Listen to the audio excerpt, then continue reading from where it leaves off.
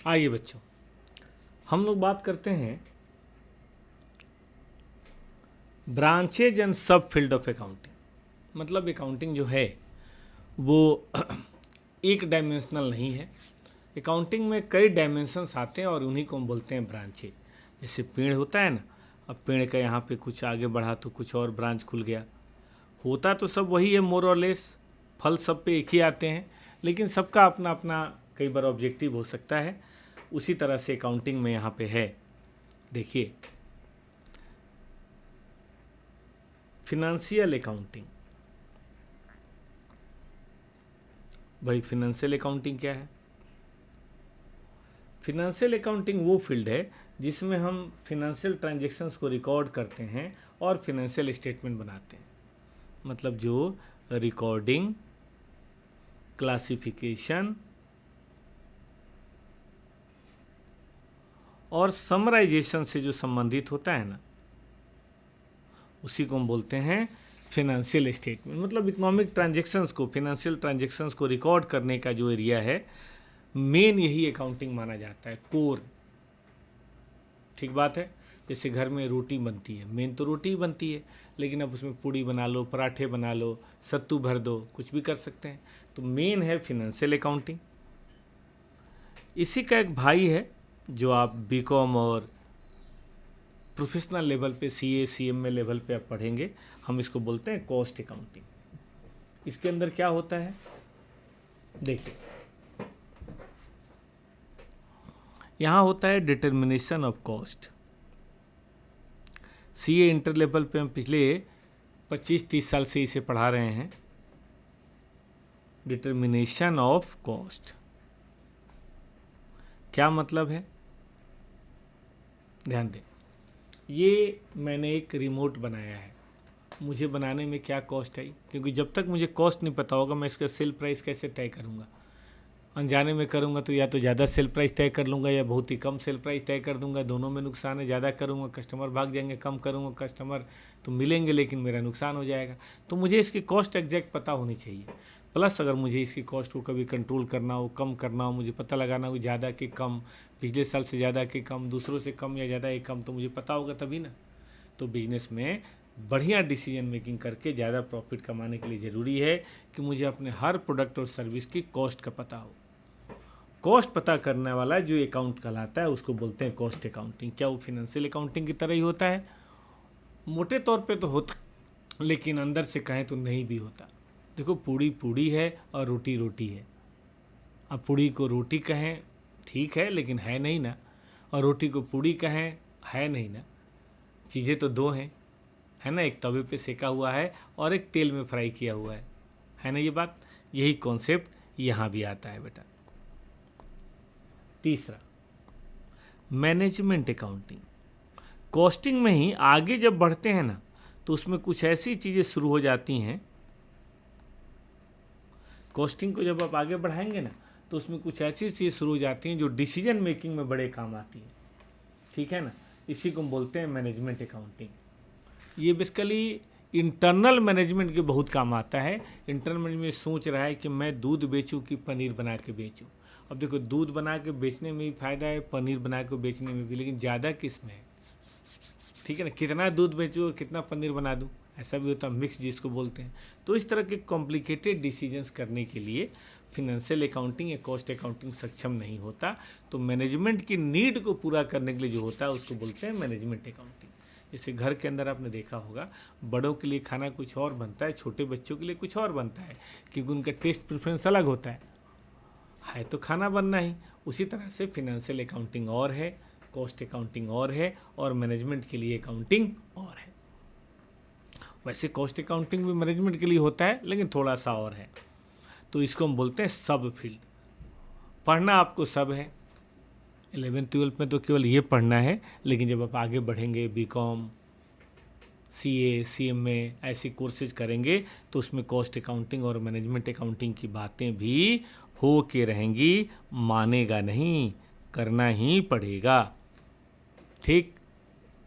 अब आइए C8। ये है बेसिकली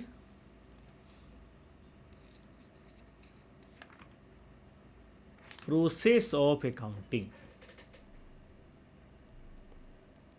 हमने सबसे पहले पढ़ा था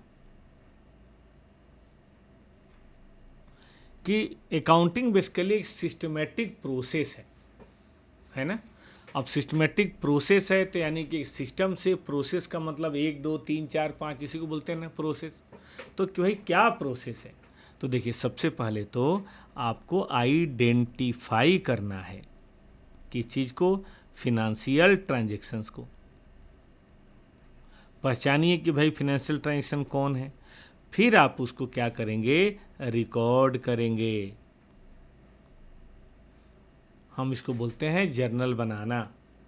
ठीक बात है कि नहीं? जब आप रिकॉर्ड कर लेंगे तब बात आती है क्लासिफाई करना। क्लासिफाई करने का मतलब भाई कैश में जाओ, परचेज में जाओ, सैलरी में जाओ, फिक्स एसेट में जाओ। चीज़ों को अलग अलग मतलब पहले आइडेंटिफाई करा, रिकॉर्ड करा, फिर उसको जगह क्लासिफाई कर दिया।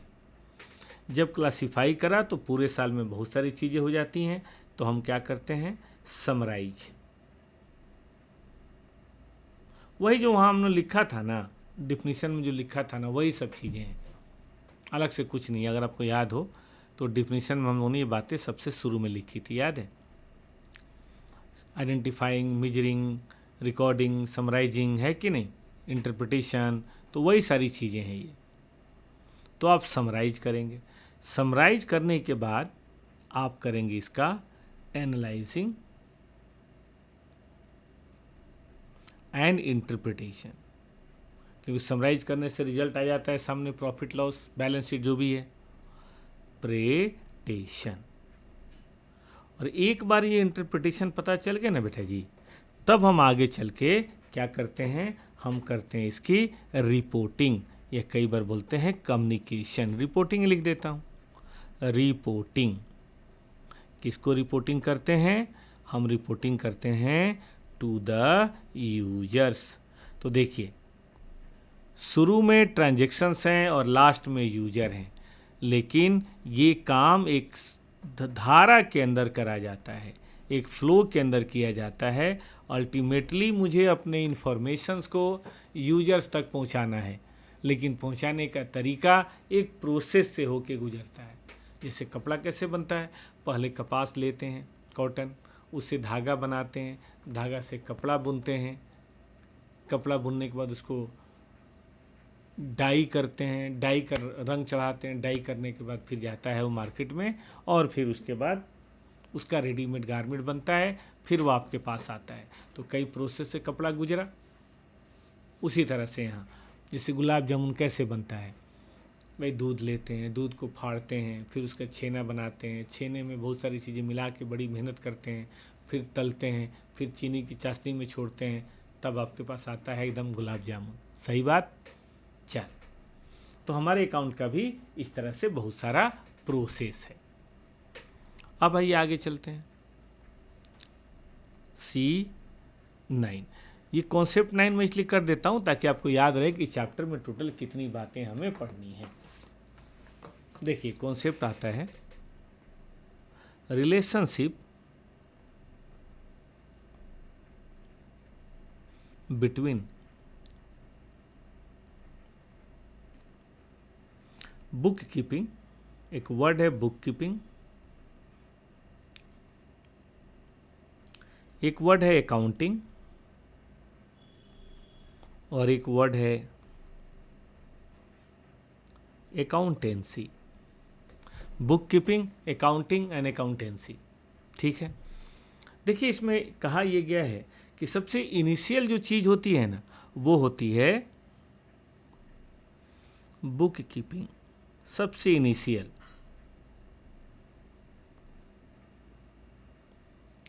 फिर उसके बाद आता है,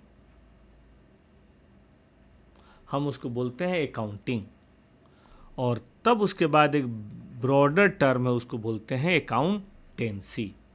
ये देखिए बुक कीपिंग है, शुरुआत है, लेकिन याद रखिए नर्व सेंटर है, ये है तो फिर बाकी चीज़ें हैं, वरना बाकी चीज़ें नहीं हैं। ये है अकाउंटिंग, और तो सबसे लास्ट में ये बड़ा वाला जो हिस्सा है इसको बोलते हैं अकाउंटेंसी। हम ऐसे भी कह सकते हैं कि अकाउंटेंसी के अंदर अकाउंटिंग और बुक कीपिंग शामिल है और अकाउंटिंग के अंदर बुक कीपिंग शामिल है। ये बिल्कुल सही बात है, क्योंकि बुक कीपिंग नहीं तो अकाउंटिंग नहीं, अकाउंटिंग नहीं तो अकाउंटेंसी नहीं। ठीक है, क्या होता है बुक कीपिंग के अंदर, बात कर लेते हैं। बुक कीपिंग के अंदर, बुक कीपिंग का मतलब बुक को रखना नहीं है। बुक कीपिंग का मतलब चीज़ों को आइडेंटिफाई करना, फाइंग ट्रांजैक्शंस, आइडेंटिफाई करने के बाद चीज़ों को रिकॉर्ड करना और रिकॉर्ड करने के बाद चीज़ों को क्लासिफाई करना। ये क्या कहलाता है, हम इसको बोलते हैं बुक कीपिंग। मतलब जिसके अंदर वाउचर बनाना, जर्नल बनाना, लेजर बनाना, ये सब चीज़ें होती हैं। वाउचर, जर्नल, लेजर क्या होता है इसके बारे में हम लोग आगे बात करेंगे। लेकिन जब ये ख़त्म हो जाता है तो अकाउंटेंट आता है और इन चीज़ों को समराइज करता है वो। ठीक है, यहाँ रिकॉर्डिंग तो हमने बढ़िया से कर लिया, लेकिन अब वो क्या करता है, अब वो उन चीज़ों को समराइज करता है, समराइजेशन।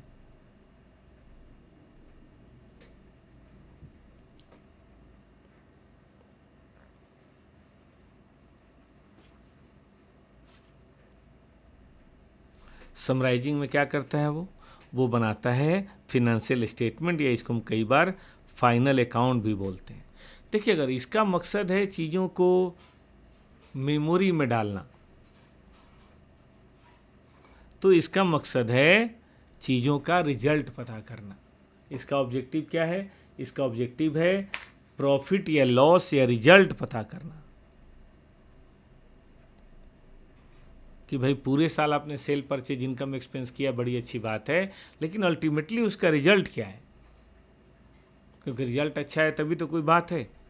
प्रॉफिट या लॉस डिटर्मिनेशन, ये पता करना अकाउंटिंग का काम है।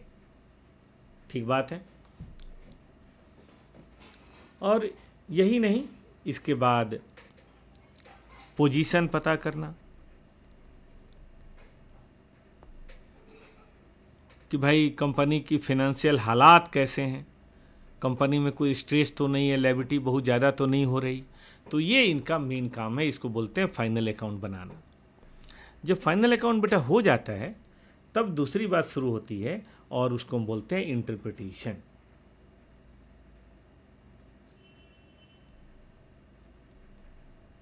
या यूँ कहिए एनालिसिस। जैसे बड़े लोग नहीं छोटे बच्चों को समझाते हैं, देखो बेटा ऐसे नहीं करना चाहिए, ऐसे करोगे ना तो ये होगा, फिर तुम्हारा करियर ख़राब हो जाएगा, ऐसे करोगे तो ये होगा तो फिर ऐसे हो जाएगा, तो यहाँ इन्वेस्ट करो अपना टाइम, वहाँ मत करो। ये एनालिसिस एंड इंटरप्रिटेशन, ये करके भी कौन देता है, ये करके हम देते हैं। तो हमारा काम थोड़ा ज़्यादा दिमाग वाला है, ये मोर और लेस क्लर्कियल वर्क है ना, ये क्लर्कियल वर्क है। ये तो एक बता दिया, रूल सिस्टम बता दिया, उसे करते जाओ।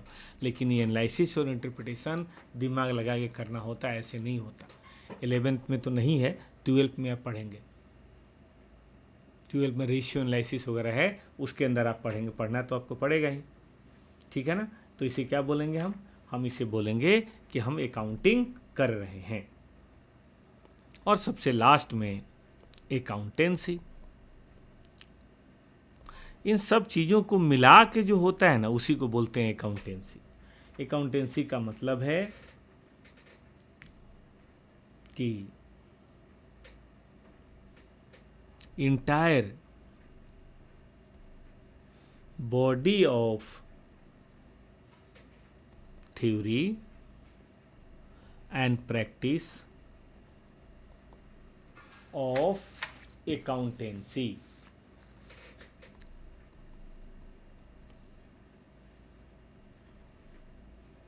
ये अकाउंटिंग हम कह सकते हैं कि बुक कीपिंग ले लीजिए, और उसमें अकाउंट को जोड़ दीजिए, और भी अकाउंट में जो काम आती हैं वो सारी चीज़ें जोड़ दीजिए, तो इसे क्या बोलेंगे? इसे बोलेंगे अकाउंटेंसी। ठीक है ना, हम इसको कहेंगे कि ये हमारी अकाउंटेंसी है। ठीक है, तो मोटे तौर पे आप यही रखिए, बुक कीपिंग और अकाउंट मिला देंगे तो अकाउंटेंसी, तो उसमें कुछ अच्छा है नहीं। तो डिवीज़न बड़ा क्लियर हो गया कि पहले बुक कीपिंग करनी है, सही बात है, पहले आइडेंटिफाई करना है, जर्नल बनाना है, लेजर बनाना है। ठीक है, जब सब हो जाए तो फिर अकाउंटिंग करनी है, फिनेंशियल स्टेटमेंट बनाना है, उसका इंटरप्रिटेशन करना है, और सब मिला के हम बोलेंगे अकाउंटेंसी।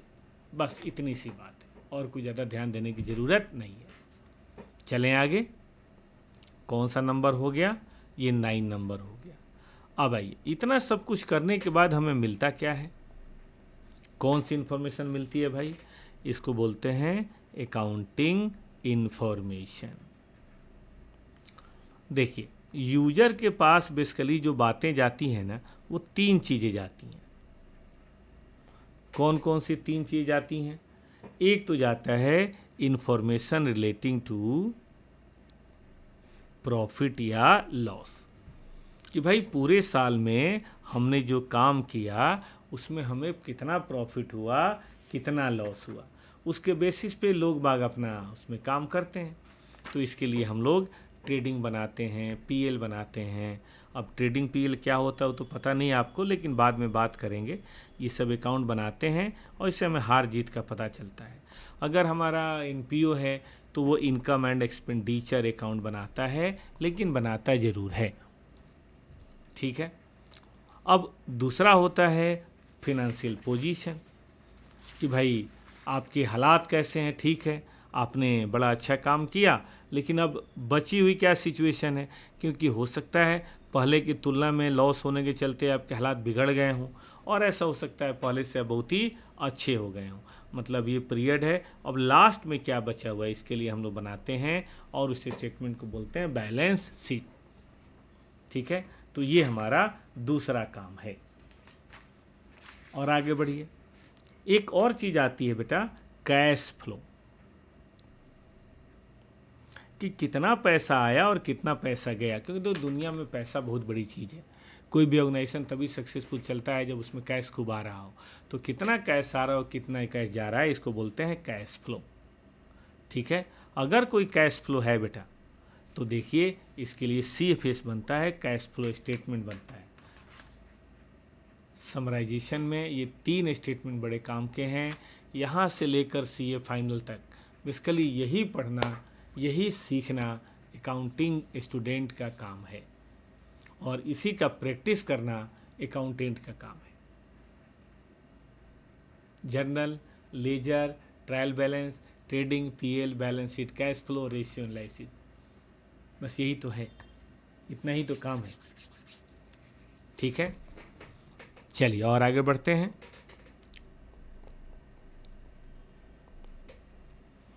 हम इसको बोलते हैं क्वालिटेटिव कैरेक्टर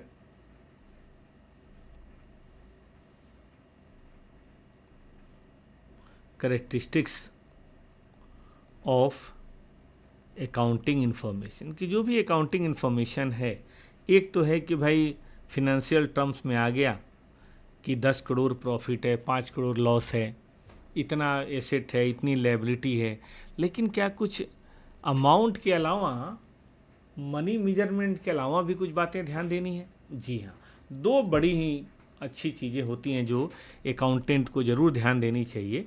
देखो, खाना बनना तो चाहिए, लेकिन खाना पौष्टिक भी होना चाहिए, है ना, बहुत जंक फूड नहीं होना चाहिए।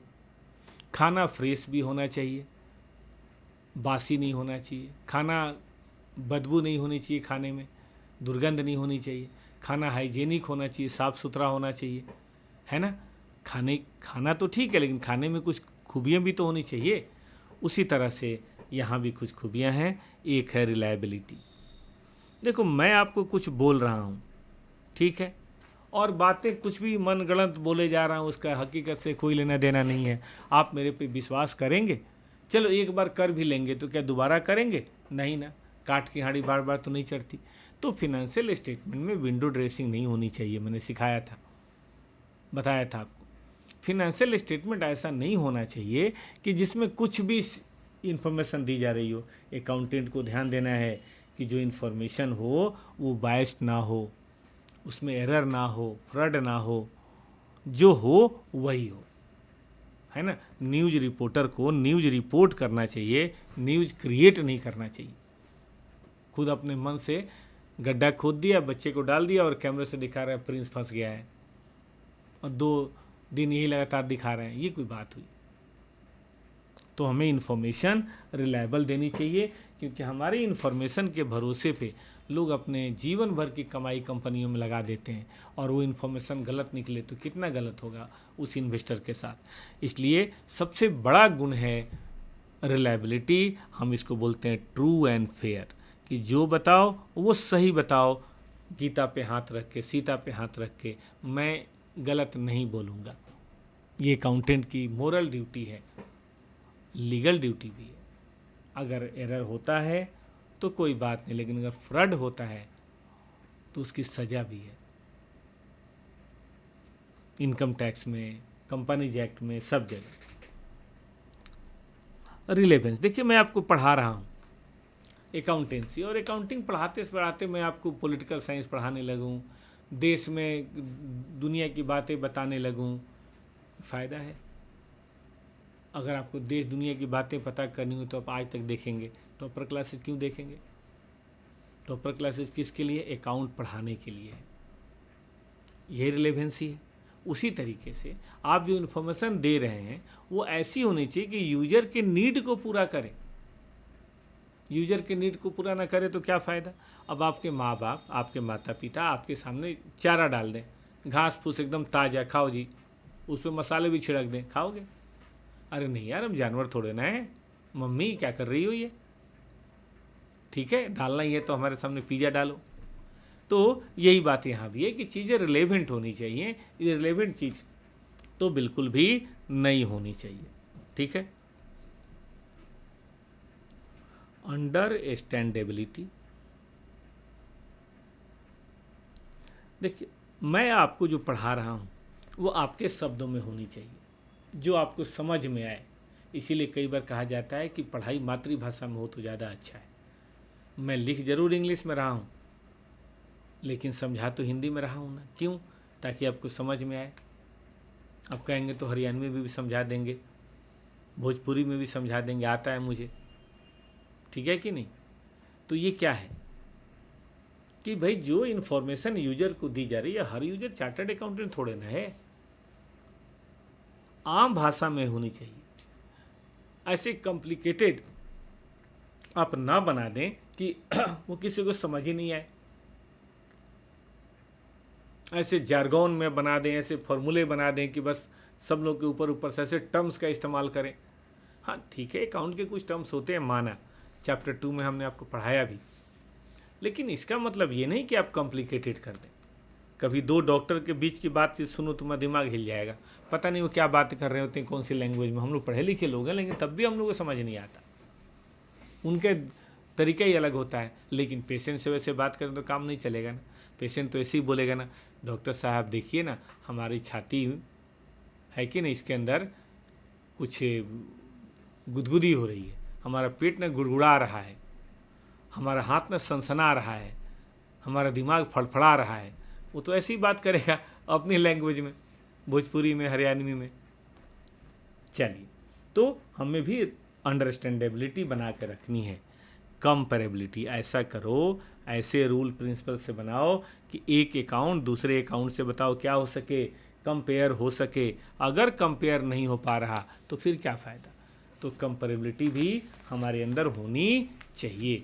ये हमारा एक दूसरा गुण है कि चीज़ें कंपेरेबल होनी चाहिए। ठीक है दोस्तों, सही है ये। तो 4 चीज़ें कोई कहे, वैसे तो और भी बहुत सारे गुण होते हैं, फिर पढ़ेंगे हम लोग। सीए फाउंडेशन में, इंटर में, फाइनल में, सब जगह ये चैप्टर है। तो हम लोग वहाँ बार बार पढ़ेंगे, लेकिन अभी बेसिक हम यही बता दें कि चीज़ें ट्रू एंड फेयर होनी चाहिए, रिलायबल होनी चाहिए, जो यूजर है उसके काम की होनी चाहिए, या यूँ कहिए कि जितनी चीज़ें काम की हों ज़रूर होनी चाहिए, अंडरस्टैंडेबिलिटी होनी चाहिए और कंपेरेबिलिटी होनी चाहिए। ये 4 बातें हैं, तभी जाके बात बनेगी। ठीक है, चलें आगे। आइए प्यारे बच्चों, अब हम चीज़ों को लेके आगे बढ़ते हैं। Let start. रहने देते हैं, यही रहने देते हैं, फिर अपने अगली क्लास में, क्लास ही तो दिन में 3-4 होती हैं, तो छोटा छोटा क्लास रहे वही अच्छा है। हम अपनी अगली क्लास में चीज़ों को और आगे बढ़ाएंगे। ठीक है, धन्यवाद।